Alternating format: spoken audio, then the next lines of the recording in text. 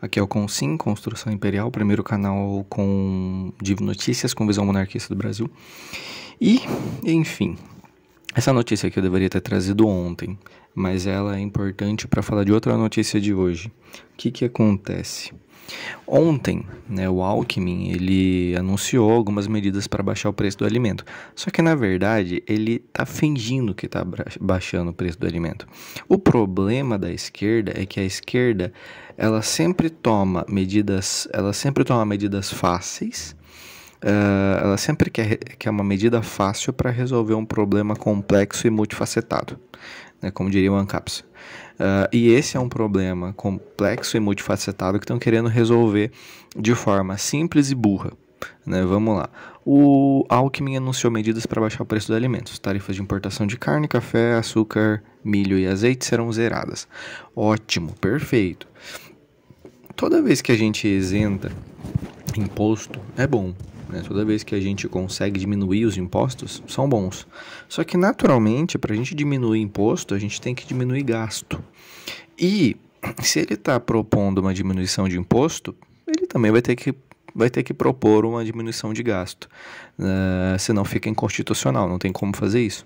Só que qual que é o problema? Perceba como é uma burrice isso daqui.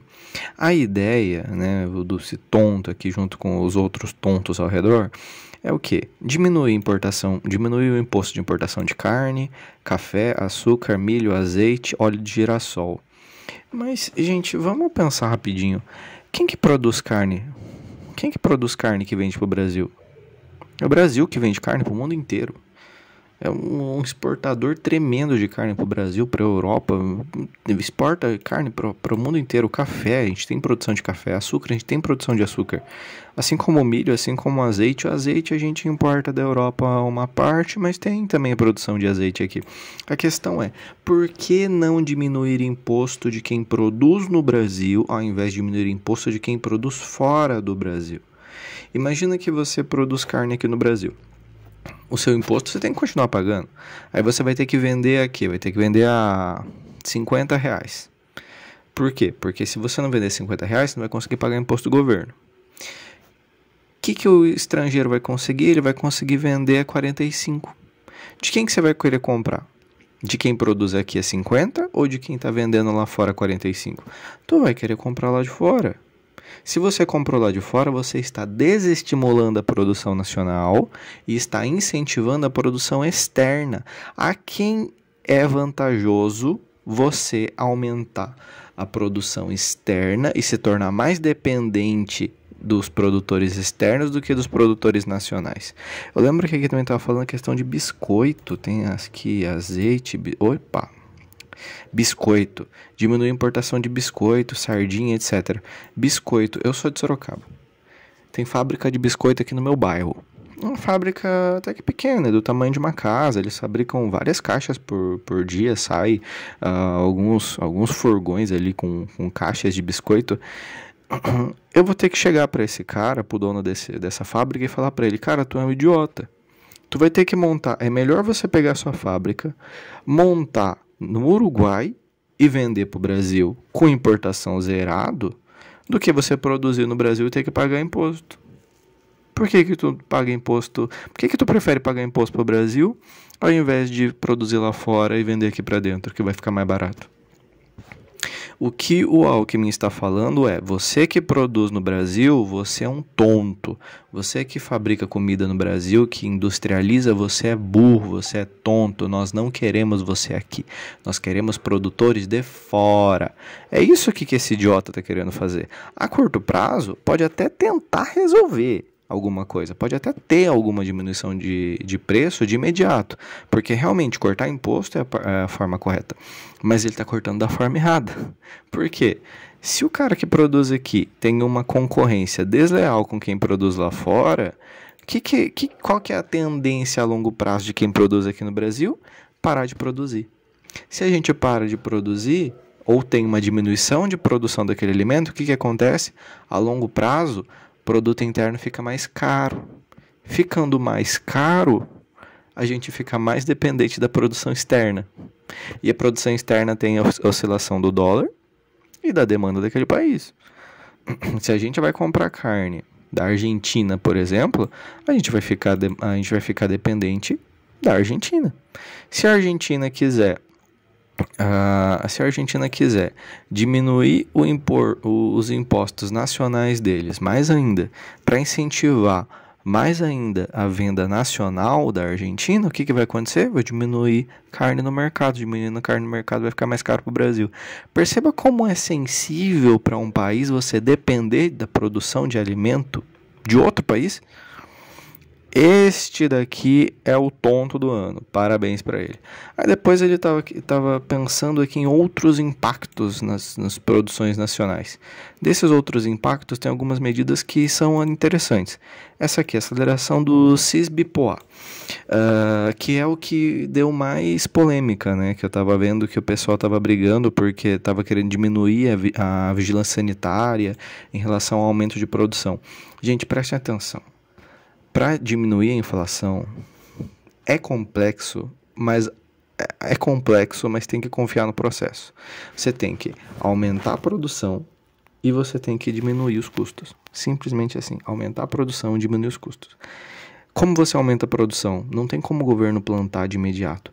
Mas se você diminui as regras da vigilância sanitária, você consegue aumentar a produção. Então, em um determinado ponto é bom. Claro que, quando a gente fala em vigilância sanitária, tem várias regras. Tem regras que são boas, tem regras que são ruins. As boas tem que manter. Mas tem um monte de papagaiada nas regras de legislação brasileira e da vigilância sanitária também, que são inúteis. Tem que ficar a 30 centímetros do chão. Precisa estar numa temperatura tal durante tanto tempo. Tem que estar na cor certa, tem que estar com o selo certo. Tem que estar dentro de tal coisa, Tem trocentas regras de vigilância sanitária que só servem para dar poder pro fiscal conseguir pedir suborno pro dono da empresa. Nitidamente é isso, obviamente é isso. Então, claro que quando a gente diminui as regras, é bom. Se eles estão com meta de aumentar o número, né, de açougues, né, pelo que eu entendi, de produtores, no caso, né, que aqui também fala de leite, mel e ovos, a quantidade de produtores é ótimo. Mas, como esse imbecil aqui, ele sempre gosta de dar com uma mão e tirar dar um com uma mão e tirar dois com a outra, então provavelmente tem que prestar atenção nesse tipo de medida para ver exatamente o que vai acontecer. Fortalecimento de estoque reguladores do CONAB. Esse estoque é uma merda. Eu antes não tinha uma opinião formada sobre isso, até que um dia eu conversei sobre alguém do agro, com alguém do agro sobre isso. E o que ele me falou? Ramon, a gente que produz, a gente tem um problema. Por quê? Safra é uma coisa que aumenta e sobe de preço. A gente nunca sabe quando que o preço está certo. Às vezes a gente toma prejuízo, às vezes a gente toma lucro. Só que quando o preço está baixo, a gente toma prejuízo. Quando o preço está alto, a gente consegue tirar um lucro. O lucro consegue compensar a nossa perda. Agora, com o estoque do CONAB, imagine a seguinte situação. Quando o preço abaixa, eu tomo prejuízo. Quando o preço aumenta, o governo começa a vender o estoque dele, o preço artificialmente abaixa e eu não consigo vender com lucro o suficiente para quitar o meu prejuízo anterior. O que acontece?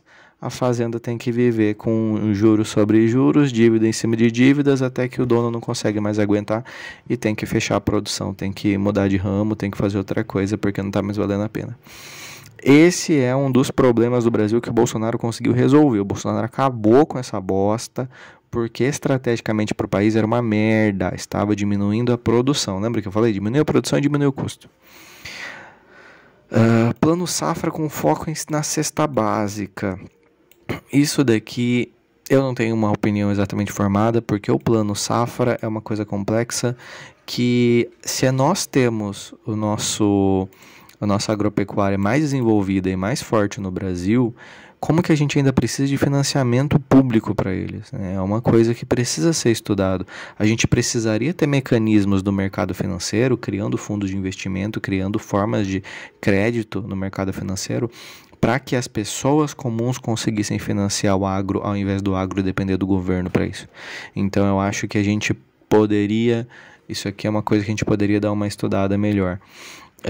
reunião e ele, o tonto aqui, ia ter mais reunião no decorrer do dia sobre o Ministério da Cultura e o Ministério da Agricultura e etc, etc. A questão é que o governo assumiu que não está conseguindo resolver os problemas. O governo assumiu que é incompetente, o governo assumiu que não consegue gerenciar, não consegue cuidar do país e não consegue administrar o país da forma correta.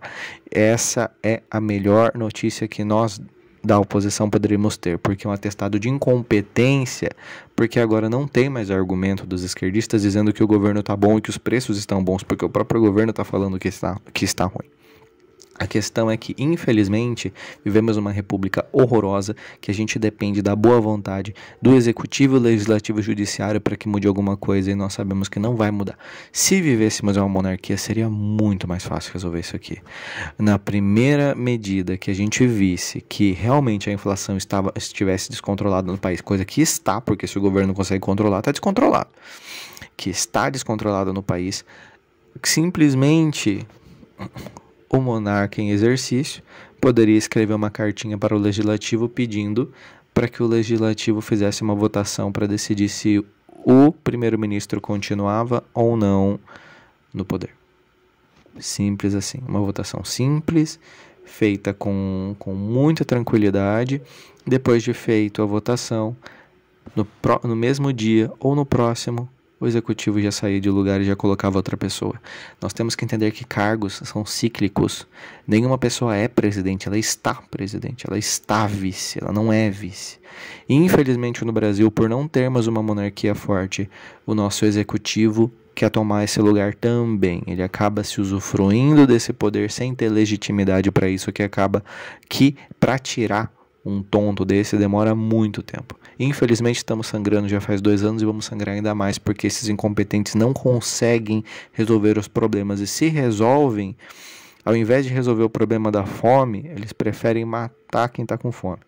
Então esse que é o ponto crucial. Eles podem até tentar resolver a curto prazo, diminuir 10% da carne de um mês para outro. Beleza, vai desincentivar a produção, vai diminuir a produção, e daqui 1 ou 2 anos a gente vai ter menos produção de carne. O que vai acontecer? O preço vai ficar estratosfericamente maior, coisa que já está acontecendo hoje. Por quê? Porque foi desestimulada a produção de carne há 2 anos atrás. Coisa que agora eles desincentivam de novo. Então, quer saber como é que resolveria esses problemas? Existem várias formas de se resolver, mas algumas delas diminui o custo, diminui o imposto de petróleo, da gasolina, do diesel, diminui o imposto de taxas e tarifas para as empresas poderem produzir, facilita a produção de pessoas que querem empreender. A gente libera crédito para ti, a gente ensina, faz curso, incentiva a produção, principalmente de carnes e derivados industrializados. Outra coisa, segurança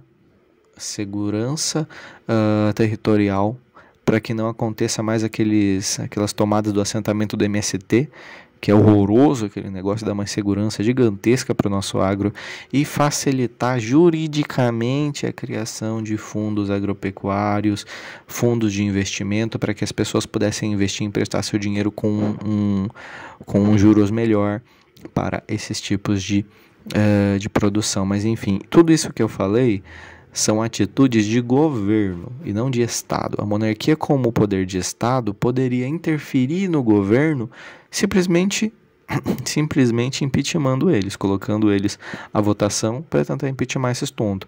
Agora, de forma direta, decidir quanto que abaixa de imposto, o que abaixa, o que isenta, isso a monarquia não poderia fazer. Mas ela poderia criar meios para que pessoas de bem, com boa cabeça, conseguissem liderar o país, ao invés desses imbecil que vai demorar, esses jabuti que vai demorar um tempão para a gente tirar dessa árvore. Mas enfim, fica bem, fica com Deus e até mais. Curte aqui, comenta se você gostou, compartilha com quem você acha interessante e até mais.